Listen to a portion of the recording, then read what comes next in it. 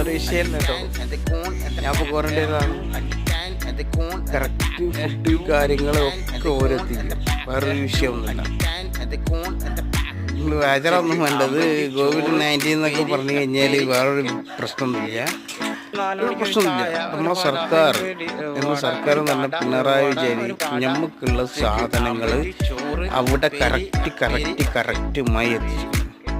രാവിലെ ചപ്പാത്തി കടല, ഉച്ചക്ക് ആംപ്ലേറ്റ്, ചോറ്, ഇപ്പേരി, അപ്പേരി ഒക്കെ.